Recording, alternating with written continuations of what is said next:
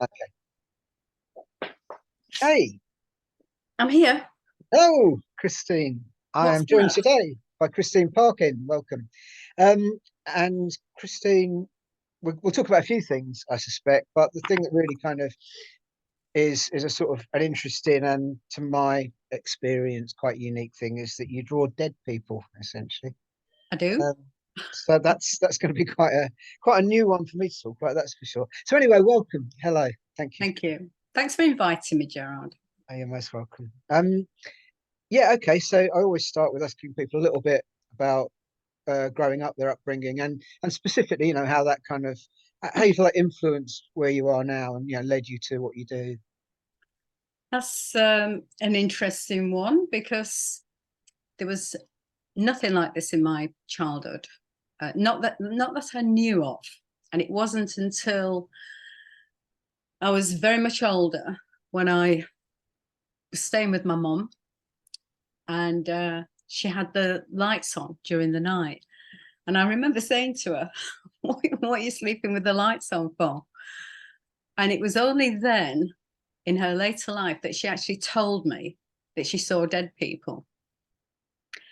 Now, that would have helped me a lot had she confided in me, when I was younger, because all I saw faces everywhere.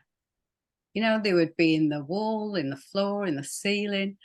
I remember staying at a girlfriend's house, and I think the parents were tucking us in or saying good night, whatever.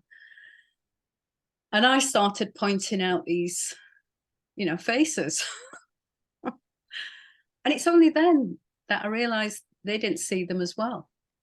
So, You had no essence of it being anything unusual until other no, not people pointed really. it. And certainly never scary or anything like that. It's just, I think as a child, you're very open to your, imagination and, the stimulus that you have as a child carries you through life, I think. So the faces were just something I took for granted. And I'm one of 7 children. So trust me, we played. I think that was just so my mom could get rid of us, go and play. Yeah. And yeah, I was always aware of somebody with me. And I don't care how this sounds, I'm just going to say it. They'd sit on my bed. I'd feel them sitting with me. And I think the first one I became aware of was a lady.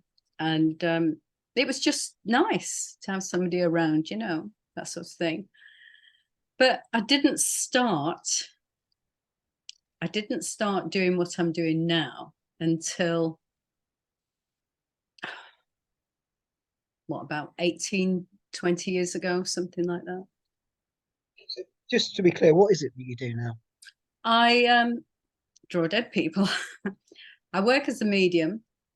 I, I work all over the place. I've worked in lots of different countries. Um, I demonstrate mediumship, but I also draw the faces of the people in spirit. It can be, it's very rewarding. It's very gratifying. I've got a little PowerPoint thing. If you want to share the screen, I can show you some pictures. Yeah, If yeah, that's helps, yeah. and then you'll understand. Go for it. Yeah. So you'll need to share the screen for it to be. I'll need to share my screen. Just give me a minute. Yeah, of course. Just I've got it here. So do I share share screen?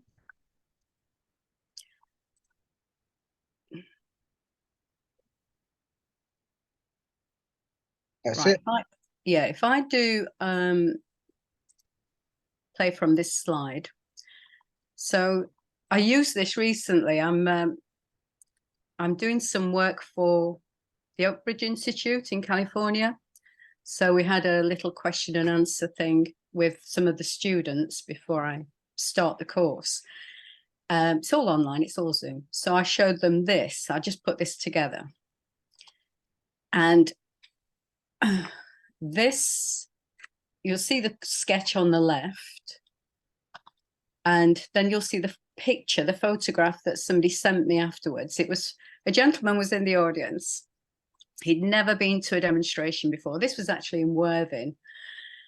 And I had this character with me in spirit. He was so lively, so funny. He was complaining about his funeral. He was complaining about things. And this is mental mediumship, Gerard. You're looking a little bit quizzical there. No, it's, yeah, go on. Yeah, they're impressing my mind. And so they're also impressing me to draw, you know, what I've got an easel and pencil here. Right. So this chap, yeah, he was very lively. And it was for this guy in the audience, never been to a demonstration. So he was a bit bemused. Turns out it was his ex-father-in-law. And that's the picture that he sent me afterwards. So just to show the likeness, this one, these pictures are quick, probably a couple of minutes to sketch while I'm talking. That drawing took you a couple of minutes. This one on the left was this first one, yeah, at the most. Wow. I mean, apart from the whole mediumship aspect of it, they're very good. Thank you. Yeah, sorry, go on. Yeah, this one here is I have never read Pippi Long. I never even knew about Pippi Longstocking. It wasn't in my childhood. So I was in Norway, in Oslo. A couple of ladies had opened a spiritual center, and they'd invited me to come and do some work there. So this one, in fact, I think this picture's been cut off at the bottom because there are some more drawings on that one. So I drew her on a sketch, and there was a lot of information. It was about, she was really welcoming, encouraging these two ladies who'd opened this center. Now, if you're going to ask me her name, she's a Swedish lady. Is it Lisa Ludgren? Pippi Longstocking? Anyway, I didn't know. The audience, so she wasn't there for one specific person. Apparently, during that week, they'd had her biography, you know, a documentary on Norwegian TV. And so I believe this is how this can generate a lot of power, you know, spirit, however you want to put it, but the energy that was there. And she literally just popped in, you know, to have her say, very much, you know, back in the ladies. Right. And then, so that's the picture I drew. And then one of the sitters, one of the audience, a chap called Freddie, sent me this picture. Well, actually, he sent me, I'm just going to get this out.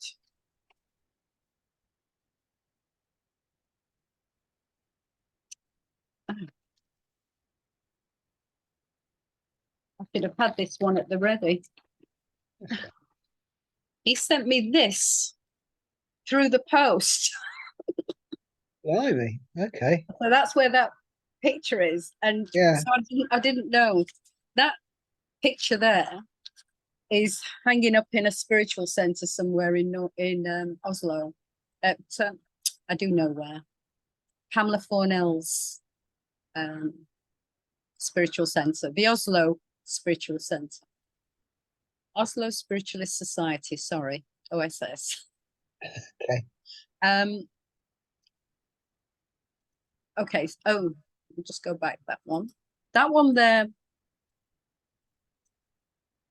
on the right, that was a private reading, and that was in Australia. That young lady, that was her, and can you see these pictures? Yeah, I can, yeah. So that one was her auntie. And you see that little clip in her hair there? Yeah. And she just laughed. She just laughed when I'd drawn the picture. She said she always had this little clip in her hair, little grip, right, you know, holding her hair up. Just move you over there. Oh, that was in Australia as well. That was the granddad. And you can see from the picture, this was sent, the photographs were sent afterwards. Obviously, I don't get to see the proof Yeah. until somebody does this. And not everybody will send you, they forget. But that was him. Um, that was Australia. This one's Australia as well. Yeah, so you can see that. And she actually had, the lady this picture was for actually had that photograph in a bag. So she came running up to me afterwards to show me when she collected the picture, which was nice. So Yeah. do you know who you're drawing for in the audience? Or do you I just start communicating. I might have, I'll just see that one off. This one, sorry, Gerard, I will finish. That was oh my another God. reading. That was his mom. And that's the chap, that's the Swedish chap called Freddie, who sent me that krona, that 20 krona one bill. Okay. Right. That's why he's there. Um, do I know who it's for in the audience? You as soon as you start linking, do you know anything about mediumship? I don't want to talk. No, All right. pretty much nothing. Yeah. It's just about heightening your sensitivity. Everybody, if you think about it, we're all psychic. We all have some psychic ability. But it's like learning to play the piano. We could all learn to play the piano, you know. Mm, How many of us are going to go on and become like a concert pianist or take it up as a profession, right. Yeah. So it's I would have never thought one day I'm going to become a spirit artist. That wasn't, how would I know that? I always thought at school that I'd be either an English teacher. English and art were my best, my top subjects, my favorite subjects. And when I was a girl, things were different. You didn't have all this wonderful technology and, such an open platform. I was told by my art teacher, because I was quite convinced I was going to be a commercial artist, right? I had no idea what commercial artist was. I'd heard it somewhere. Right. Yeah. Yeah. And I thought, I'm going to do that. I'm going to be a commercial artist. So it's quite funny, really. And she said to me, art teacher, you'll be an art teacher, she said, right?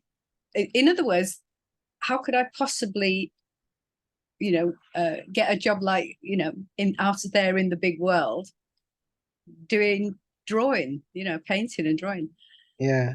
And so I sort of settled that I was going to be a teacher. That's what I expected. And that's what I do. And I do teach this. I teach people how to develop their mediumship and how to draw within that energy. It's a very passive energy when you're drawing. So you just have to surrender to it. I presume you have got to be able to draw, though. Interestingly, not everybody is a good, can get a good likeness straight away. You you'll find some people will say that the spirit person is drawing for them, it's their work or whatever. In my, I mean, I'm not disputing anything that anybody else says. It's just that in my experience, the overwhelming, once you're, connecting to that power, it's that surge of love that I feel. And it's in that energy that I can draw these pictures. And it's my mind's being influenced. Nobody's got hold of my hand, it's literally. So if, for instance, if I'm drawing a face and I can literally feel don't make my nose that big, or I know that's Can you lose a couple of pounds? Yeah. I'm slimmer, really. Or even better, people like to and men are more keen to do this. They like to come forward in their prime. You imagine if you've got an audience, of however many people, and if you're in spirit, you're their lost, their deceased loved one. How would it, and you had perhaps a traumatic past, the last few years of your life, you were really ill. How would you want to present yourself to your loved one at a moment of quite personal connection, and it's in a public? We want to look good. We want to look probably in our prime. I'm going to come back as 25, no doubt, every time. Nobody will recognize me, Gerard, but I'm coming back. And yeah, and it'll always be, obviously it's nice if you get a really good likeness. Sometimes it depends how my interaction is with the audience. I might be very active and I might be very animated about things. And then I've got to, redirect that passive energy to finish the drawing. Because very often I'll get distracted, I'll start, and then you're keen to, to communicate, and then you're going back to it. It's like a balancing act. So I like to get the picture, I like to get the likeness down really quickly, and then maybe I can work with it and do a little bit more. Okay. Is there more of this presentation?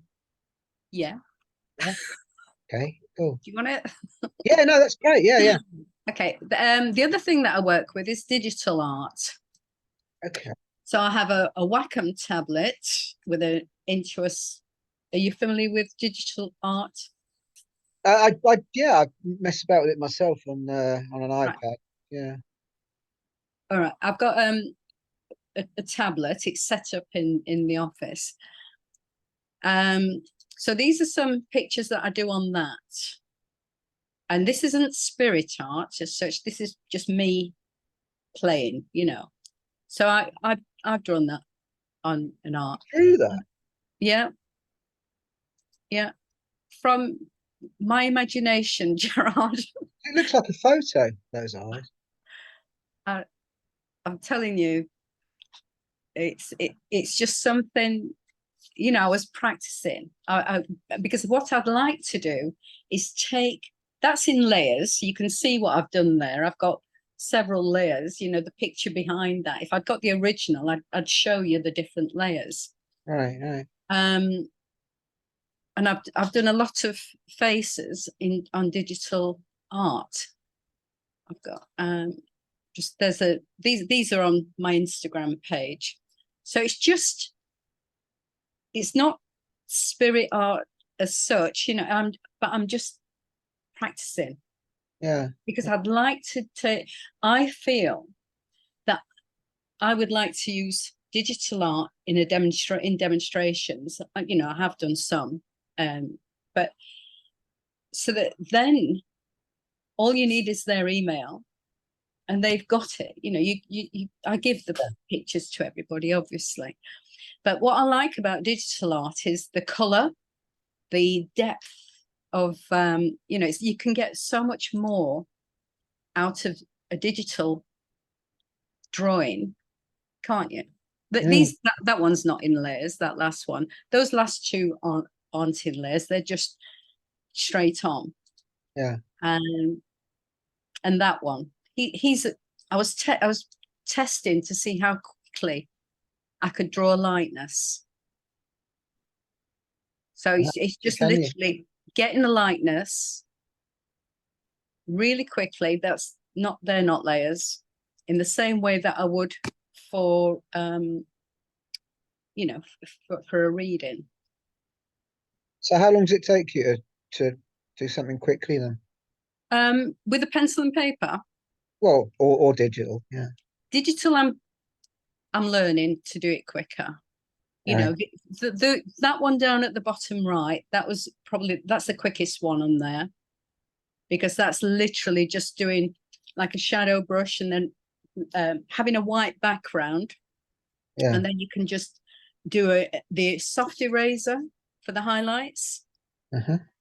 You know, that's more or less all one tone there, Okay, one I'm with you. brush. Yeah, yeah. Whereas this one, I put in a bit of color, and I was testing um, one of the brushes. I use Sketchbook Pro.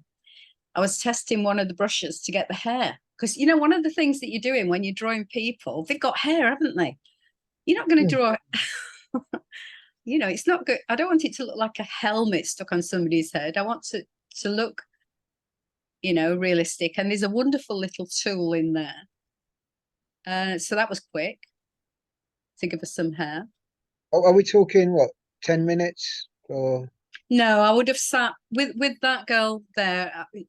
Um, I think probably about half an hour, something like that. right? You know, which might work out all right if I were working with with a medium, and they were doing the communicating and I was just sat in the background doing the drawing, then I could Mm, totally focus, you know, with the digital art. I think it's going to be difficult doing the digital art in a demonstration with the animation that I feel yeah. when I'm marching around. So you do this stuff all over the world, yeah? Yeah. My latest, my most recent thing is being connected with Michael Mayo over in California, and he's invited me to work for his institute. All of it's online. He's doing really well. Got a lot of students. I've done a couple of demonstrations for him, and yeah, so I'm now putting together a curriculum. I should say that I am actually a qualified adult teacher. As in a normal teacher, so to speak. I am an adult teacher, yeah. Yeah, Um, so I've put together a curriculum, and we're going to do courses, and I'm going to teach people how to specifically do this. right. I've got some more. Do you want another little Yeah, go ahead, yeah, yeah. click? All right, these pictures are some that I did prior to a demonstration. There was a time I couldn't drive. I had a astigmatism in my left eye, and I said to the lady over in Bognor Regis, oh, I can't bring all my stuff on the train. I've got an easel, I've got this, I've got the projector. You know, it's a lot of equipment you're setting up for a demonstration. So I said, I'm going to sit down, I'm going to draw before I get there. Right, So this is about trust, Gerard. I yeah. trust the people in spirit who work with me, my team. They know exactly who's going to be there. And so these are the pictures that I drew before the demonstration. And yes, everyone was accepted and taken. So it does work this way. So I'm sat on my own, and I drew these before I went out of the door.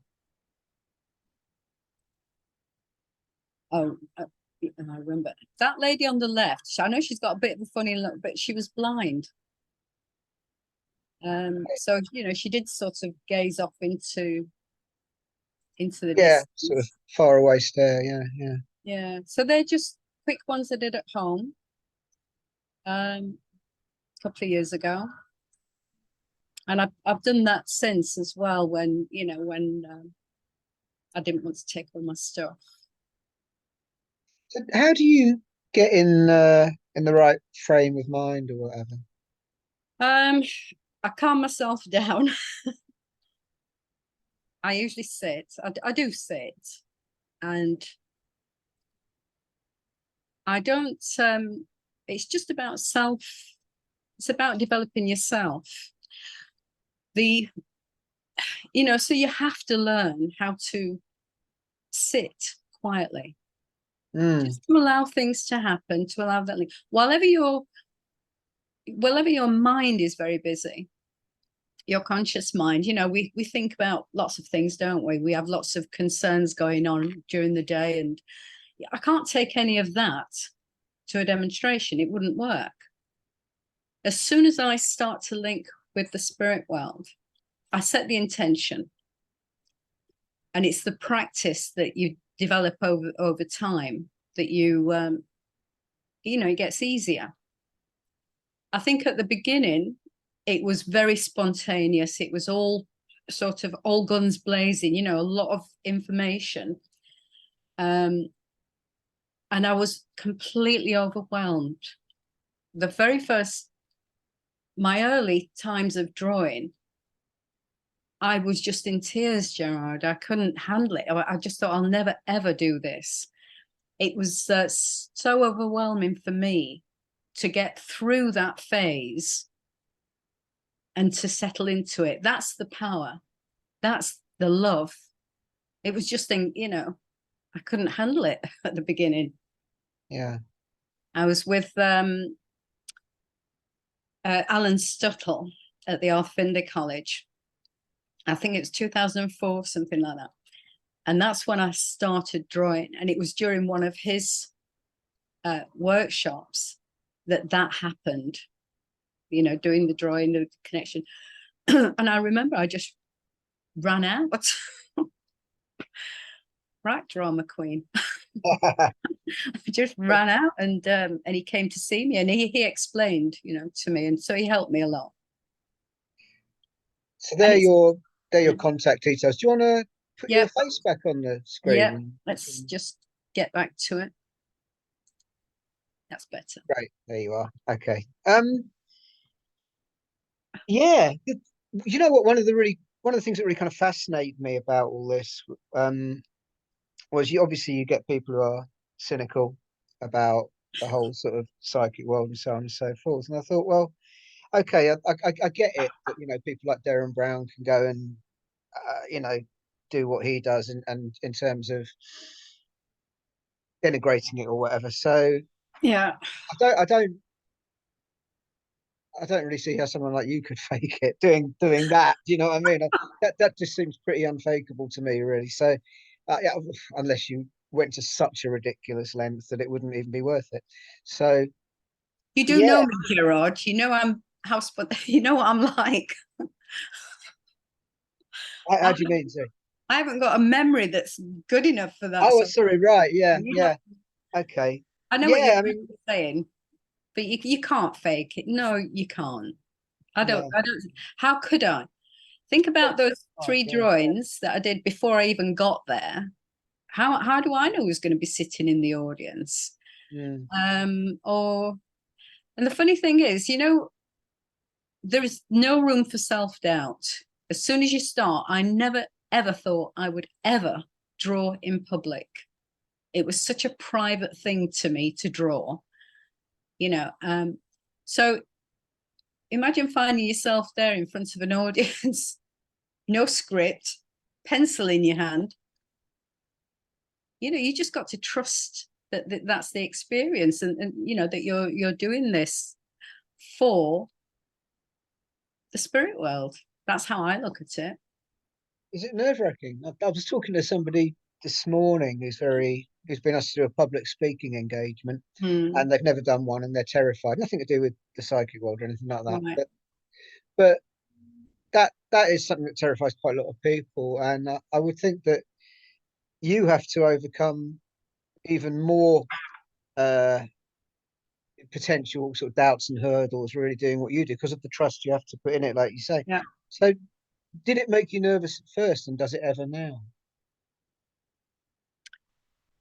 My very first public demonstration was by default.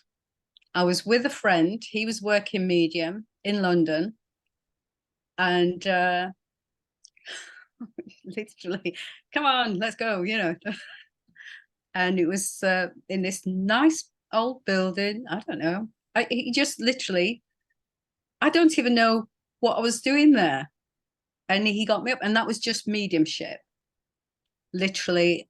So I did, it was a very casual sort of get up and give a couple of messages.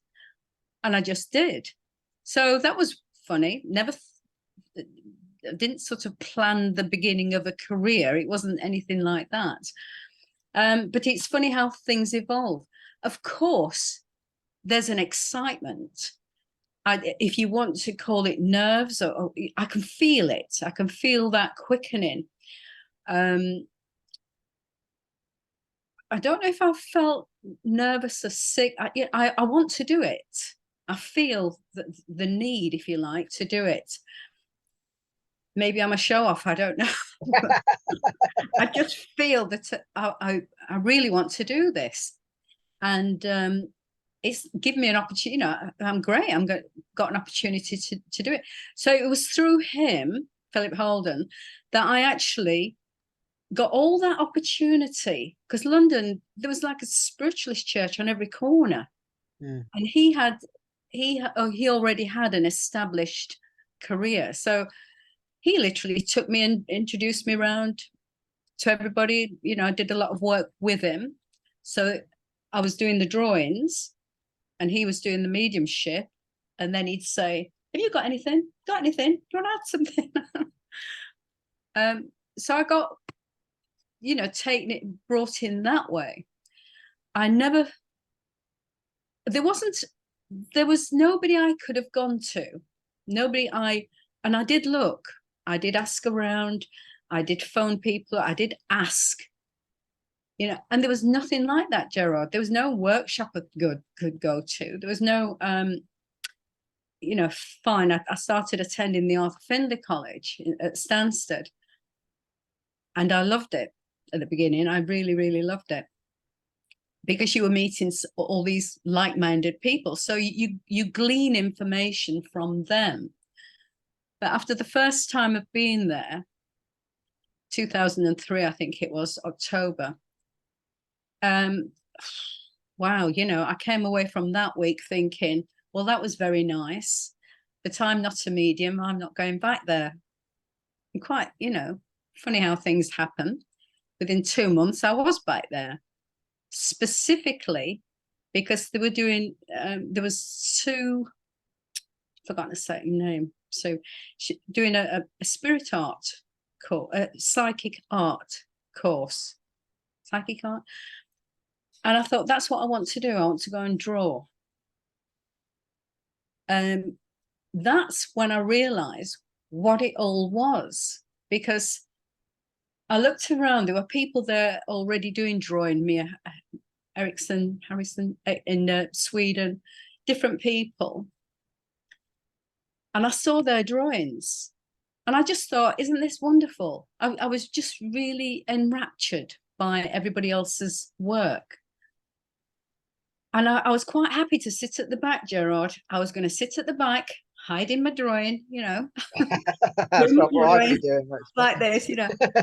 I'd taken a couple of pencils with me and some paper. I was going to do this.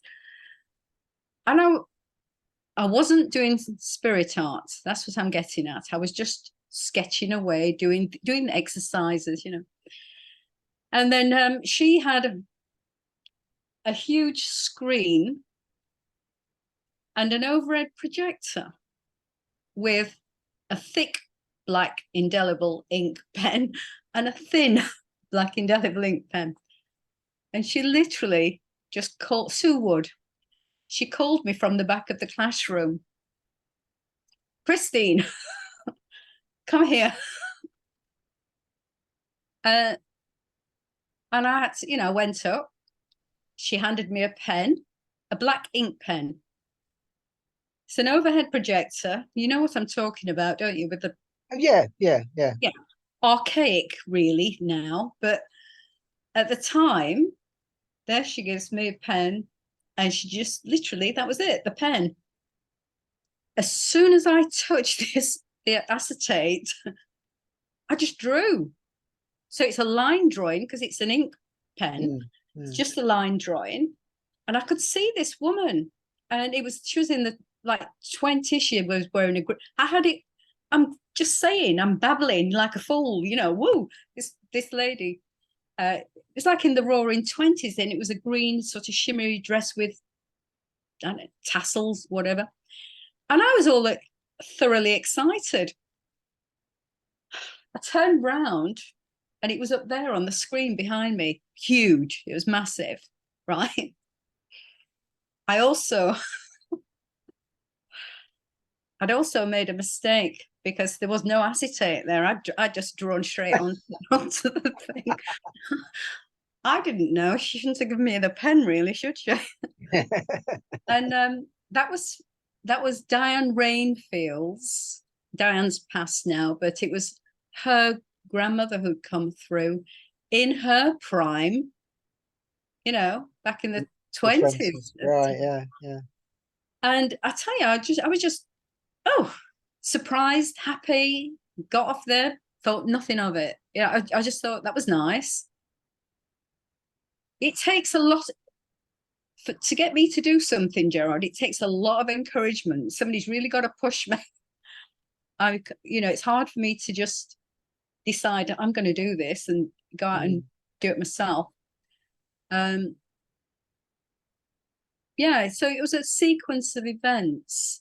I had to develop my mediumship, and I had to, learn how to present the evidence, the spirit art, as well as marrying it up with the evidence, finding the right recipient in the audience. As soon as you've got the right person, it's like you're just guided to that person. There's something about that pull. When you so when you're drawing a dead person, they're very them... much alive at the time I'm drawing them. Sorry, yeah, okay, yeah, I shouldn't really use that phrase. Maybe I was thinking about that Sixth Sense film or something. When you're drawing this person who's in front of you in your mind's eye, as I presume you would say, are you seeing like a sort of photo type thing? In other words, no, when you're drawing a real person, they've got to stay still, haven't they? No, they're not. It's not like that. No, they're not standing in front of me. I'm not looking at them and drawing them. It's literally, for instance, I could start just doing the hair. I know this sounds bizarre because it's not the way I would draw if I was to look at you and draw you. Yeah. But I used to start just at the top and literally work my way down. I mean, it's not the right way to draw, trust me. And I'd do that. So how bizarre is that? I wouldn't even know what was coming next. So you're not seeing a picture like you would in this dimension, so to speak. No, I'm being influenced. My mind is being influenced, and you've got to open one door for the other doors to open. Yeah. You're feeling the hair, you're feeling the face, you're feeling where the eyes are. If they're deeply sunk, if they've got chiseled features, if they've got big ears. It all sort of happens when you get there. My sketching, it's quick on an easel, if in a dem, and if I watch myself on a film, I think, oh my God, how did you put that together? Because it's just all over the place. That's really interesting because it's very different to just how you would just try and reproduce something visually, then, isn't it? I suppose. Visually, I'd like to, get the proportions right. I'd like to, if you're doing something, with somebody sat in front of you and you're trying to draw them, that to me, that I've got no patience whatsoever. That is hard work. That's going to take me time. And then I'm going to look at my palette and I'm going to decide, where the line shade. Getting up and drawing dead people is much quicker. Right. So you were talking about evidence as a word you used before. So I sort of picked up on that a little bit. So it made me wonder really what you consider the function of all this to be, whether it is to be providing evidence of the afterlife, or to be providing comfort, or indeed to be providing evidence that this stuff is real, or why do you do it? Is what I'm trying to say, I suppose. It eliminates fear. Most people are fearful of dying, and they forget about living. I'm also a therapist, so perhaps I'm coming a little bit from that angle as well. Right. Yeah. But I find with the spirit art, yes, it's another piece of evidence. It's something else to back up the communication. And if I've got a reason for doing it, it's a passion for a start. But you're helping people. You are literally. I'd love someone to come and help me through a grieving period. If I didn't understand this, if I'd gone to a church or a demonstration, I think it's very moving. I think it's very encouraging if it's done correctly. I don't want somebody to try and life coach me from the podium. I don't want them to tell me what I should do, because the spirit people don't do that. They tend to come forward with evidence to prove who they are, first of all. And that evidence has got to be substantial. It's got to mean something to that person. Private things, personal stuff that you couldn't possibly glean from, I don't know, social media. Because nowadays, if you think about it, social media, people put any amount of stuff out there. But what's special with the link is that you've got a chance to connect with a loved one on behalf of somebody who's passed from this world, who still feels very much alive. I've got that going on, and it might only last for about 10 minutes or so, that message and the picture. And then to see the relief in someone's face, that they're getting, it's a very powerful thing. That's incredibly emotional. Yeah, that's what I said I was dealing with at the beginning. I couldn't, I was just crying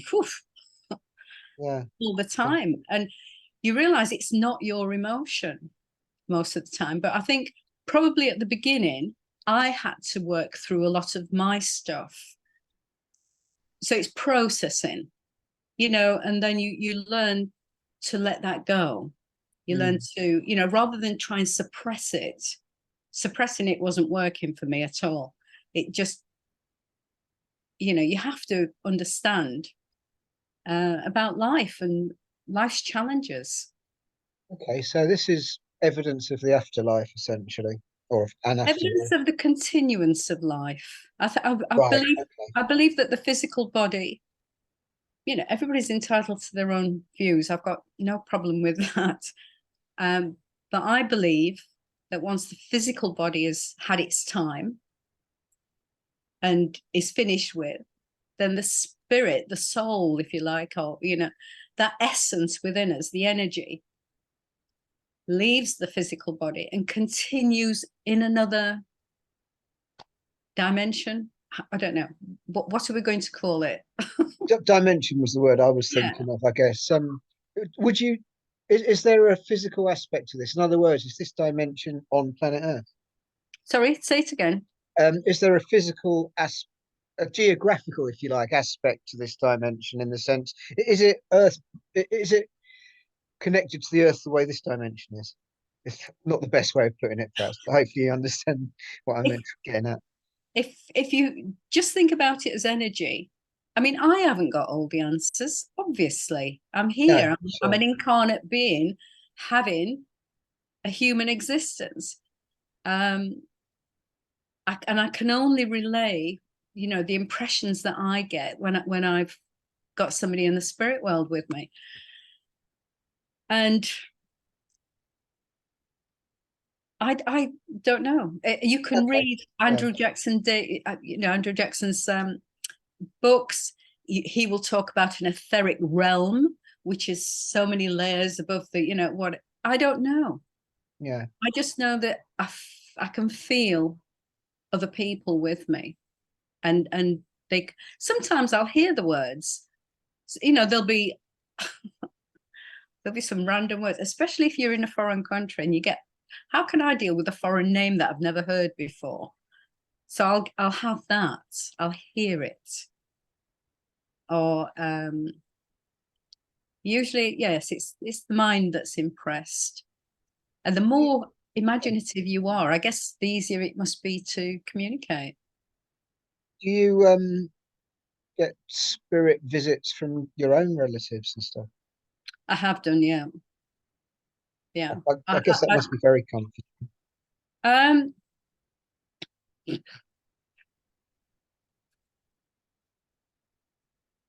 Gerard. You don't have to talk about it. No, it's I think the first time that happened, I was blown away. Literally, I was, and then I was really happy. So yeah, it's not like I have one. Actually, is my ex-husband's uncle, and I was really close to him, and he's a character, a really strong character, and he had this craggy old face and this really deep Yorkshire accent, the nose. Yeah, I know the type. I know. So yeah, he's quite a character, and he's around a lot, which, yes, is comforting. I've also got a friend of mine who passed before she was 40, heart and lung. She needed a heart and lung transplant, and her daughter and my daughter were friends from school age, and I was quite surprised when she popped in. Actually, it sounds like she's coming in for a cup of tea. It's not like that. She just made herself known. And the first thing she did was toss. I wasn't even thinking about it. She just tossed this lovely long. She had thick, like sandy coloured hair, and she just tossed this hair around. What a calling card! That's her, And she generally pops in with, if I'm running a course or doing, when you've got students together, people, and they're trying. If somebody's giving me a message, I can guarantee it's one of those two people that I've just told you about who will pop in first. Right. Right. So maybe they're there for that reason. I don't know, because they're both very distinctive. Can you switch it on and off? I mean, obviously you have to switch it on if you're doing a gig, so to speak, but some kind of event. But can you also kind of declare yourself unavailable? I know what you're saying. I'm not a leaky tap. I am. If I'm working, I'm working. It's a mindset. So my intention is to work, Mm. and then that's my focus, and I will just do it. If I'm out having a good time, Gerard, I'm not going to be linking with dead Mm. people. It's, of course, it's different. I do remember being at a party once, though, and somebody came to talk to me, and it was the nephew of the whoever the host was, and I mean, I don't know. This. It was just, I was relaxed. I was very relaxed. We were having a good time. The music was good, and all of a sudden, I just went blah, blah, blah, blah, blah, to this young man, because his uncle was there. His uncle in the spirit. I just didn't think to stop, and I just sort of babbled it off, and he just agreed. He just yeah, yeah, yeah. Thank goodness he didn't like run away from me. He took it very well, and he just said yes, yes, yes, and then so those sorts of things, that was a spontaneous thing. Mm, It's not something you can't go up to people in the street and say, hey, you know, I've got your grandmother, because it's no, not sure. going to happen. Okay, so do you live socially in a psychic world, or do you just happen to be the token psychic out with a load of non-psychic people when you socialize or whatever? Um, mixed people. I mean, different stages of my life will be different groups of people. Like we all move through, different things, don't we? Yeah. And to put this in a nutshell, and if they ever watch this, wherever you put it, they're going to crack up. Because there was a group of people that I've recently had a big reunion with. They wouldn't have any of this knowledge. They just literally take the mick. They wouldn't. They're not into this at all. They might ask a few questions, but to them it would be out of their out of their understanding or interest, Yeah. and that's fair enough. But for a large, for the last 20 years, I've been entrenched in spiritualism. Of course, it's how it's developed for me. So the people around you, if that's what you're doing, like you with your music, you have those people around you, don't you? Yeah. And Yeah. in a way, it's supportive. Because you can ask the questions, or you know, listen to other people, learn Mm. from other experiences. Yeah. I guess it's the same if you're a stamp collector or anything, really. You just gravitate to people who you've That got something in collectors, common with, I guess. Yeah. it Yeah. it isn't. I think you need it, especially for anybody who's embarking on this esoteric journey. It's about developing yourself. You can't. Yeah, I think about the experiences in life. You have to embrace it. I find that it's liberating. Of course it's liberating. I don't have a fear of death. To me, it's not a morbid event. It's an inevitability. All of us at some point are going to shuffle off the mortal coil. We've done our bits one way or another. That's going to be the end of our physical life. I don't think anybody can dispute that. But it's how you view that possibility, that inevitability. And probably the closer you come to the end of your life, maybe you think more about it. In that respect, listening to mediums work and seeing the evidence provided, it's got to give you some assurance, some reassurance. Oh, hang on a minute, maybe it encourages us to be nicer in this life, kinder. If Yeah. we think there's some retribution at the end of it, I'm going to be kind. What do you believe in that kind of respect? I mean, clearly there's the whole spiritualist thing. Do you have a wider belief system in terms of like religion or anything like that? Yeah, I whatever belief you have, I think the strength is in having a belief, whichever label is on your religion or your belief system. It's got to be a supportive um, understanding for somebody, hasn't it? For Gerard, for years and years, I was so adamant. I was agnostic. I found that word somewhere as a kid, So I was agnostic. I told everybody I'm agnostic. Don't, when you get asked your religion, Mm, mm, C of E, C of E, C of E, or Catholic. it used to be.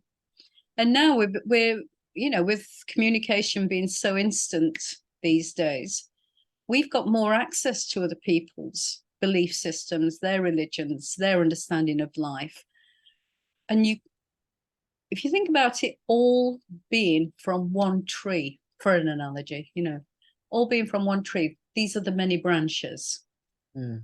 Maybe that's the way I like to look at it. I think we all have a core belief that there's, you know, there's reason to live your life honestly and kindly. So if people ask you what religion you are now, what do you say? Can I say agnostic again? You can say what you like. I guess I'm a spiritualist. It's got to be that, but I don't want to you know, is spiritualism with the SNU, and I have got accreditations with the Spiritualist National Union. I am an accredited medium. I've jumped through the hoops. I've done all of the, you know, the tests and the courses. You know, I wanted to do it, and I wanted to know that I could be tested. Mm. So yes, I've got a certificate that says I'm an accredited medium. Hurrah! But you know, I think that is more to give other people assurance Yeah. that I have been tested, you know, that I have got that standard. And great. Yeah, I know exactly what you mean about that kind of thing. It's good for a bit of credibility, but Yeah, that's kind of for other people, really, isn't it? Yeah. that was the way I looked at it at the time. And when I was invited to do the tutor training program at Stansted at Arthur Findlay College, I had my CSNU, which was the certificate in demonstrating. That's just pure mediumship. That's not drawing. That was just the pure mediumship. And they, the tutors, had one in particular, mentioned no names, had particularly scoffed the idea of drawing dead people, you know, psychic arts, as she referred to it. And so I just kept quiet. I have never demonstrated spirit art at a public demonstration at the college. So it was always, so I didn't see the need to do any more than doing that one that one certificate. And then when I was doing the tutor training week, I was told that I should also have my speaking certificate.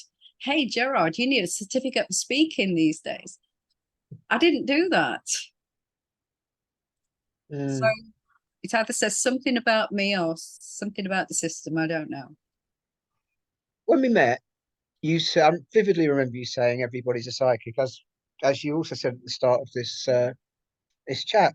So, We all have psychic ability. All of us are sorry, born with everybody that. can be a psychic, or perhaps, yeah. Sorry, I might have got the words a Yeah, little bit all right. inaccurate there, but and now you're teaching it. So, if somebody's interested in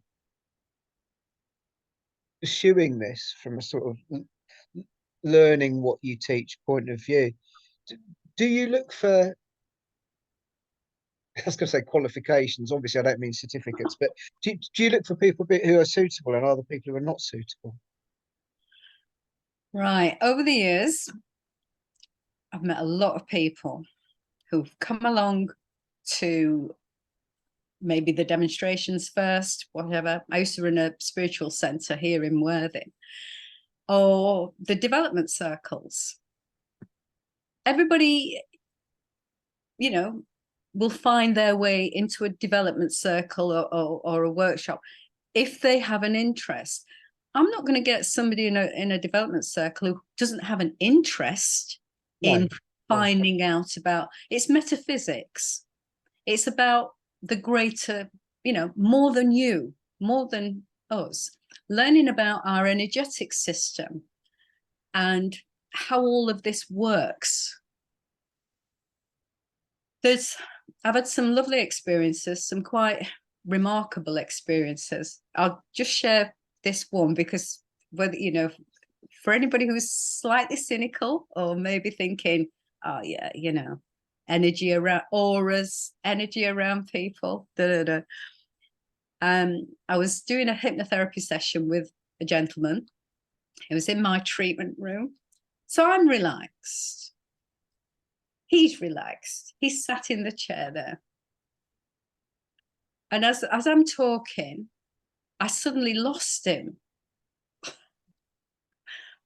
And all I saw sitting on the chair opposite me, the brown chair, was this like an inverted egg. I think that's the best way to say it. Is remember sitting down. So there's all this energy, he'd gone. I couldn't see him. The outside, I'm looking at the outside. Imagine it's solid, but it wasn't solid. It looked like a smoky amethyst, like a grey sort of amethysty colour. But it looked, if I could say, it looked like a cloud, but it wasn't. That's a really rubbish explanation. And sort of dimply defect, dimply. Right? I know. Yeah, I'm going with it. You wanted to interview me. You're going to get this. So I didn't see him. Now, as soon as what I was looking at was the external view, outside of him in his auric field. I've been teaching about energy. I've been teaching people to see energy from each other, in classes. This has only ever happened once. As I said, I'm relaxed, so my eyes are relaxed, in that way. Yeah.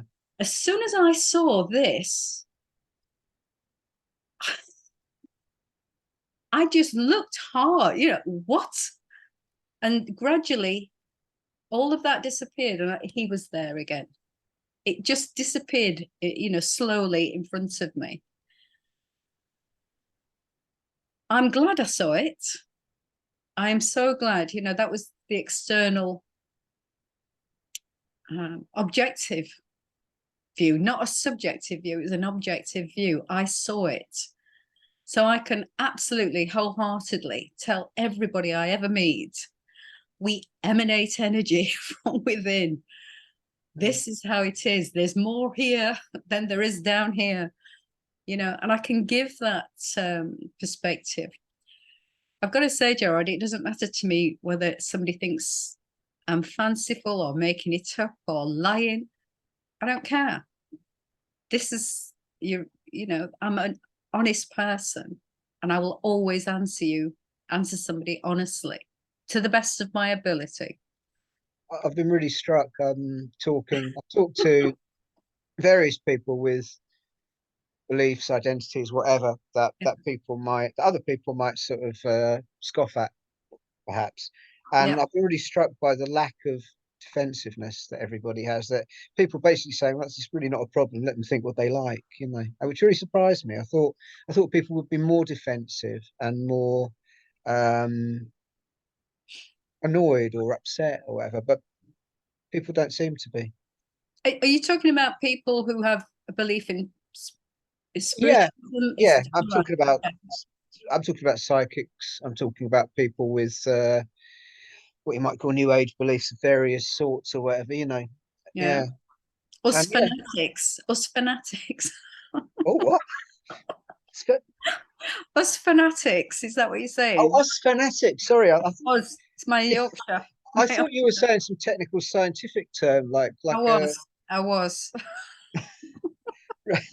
No, yeah, I was just struck by how comfortable people in general in your world, if you like, or your broad speak in the alternative beliefs systems that I'm sort of interviewing people about. Just how comfortable people are with other people's lack of belief, I suppose. Yeah, I'd like to think I'd be like that on any subject that, if I've got an avid interest in something. For years I was an equestrian, I had a yard in Devon, and I used to teach people riding and all that All right. business. Okay. And I used to ride point to point and all that. You know, not everybody's going to like horses. A lot of people are frightened of them. I wouldn't ever have put somebody on a horse who didn't want to be on that horse. The Mm. same way with this. People are usually fascinated when they, you know I draw dead people. I'm sure they think I'm hovering over a coffin. Christopher Lee in it or something. Yeah. I can make you pretty. um, but I've been doing it long enough to know that it's a blessing. I find it very comforting. Mm. Mm. And whenever you're doing something that maybe not a lot of people can do, and you're able to do it, and you're able to give somebody that picture, that assurance that someone's there. I'll tell you a funny story, right? Well, it's funny for me. I'm at a demonstration. I think it was in Eastbourne somewhere. Can't remember. And so there's a crowd there. I'm up there drawing, and I've been gap, gap, gap, all the way through, chat, chat, chat. And then all of a sudden, I just made this statement. I just made this statement. I think they were trying to teach me different. I just said, I don't draw aliens. It was a joke, because some drawings may not look like people. So I Right. said, I don't draw aliens. And then, wow, I drew this like alien, trust me, it wasn't, but he had no hair, he had no eyebrows, and it was just the way he'd presented himself. I'm telling you, as soon as I drew it, I was open mouthed and thinking, oh, I've just said, and the woman on the front row, and it was all very sad, something he took his own life, but this lady on the front row chimed up and she said, I'm seeing his mother tomorrow. Yeah. It was quite sad, but it's almost like there's a wicked sense of humor somewhere in the spirit. Well, to do that, or maybe my statement was in somehow, connected with it. But he looked like an alien. He had a unique face. To put it diplomatically. He did. Oh, So I'm usually careful.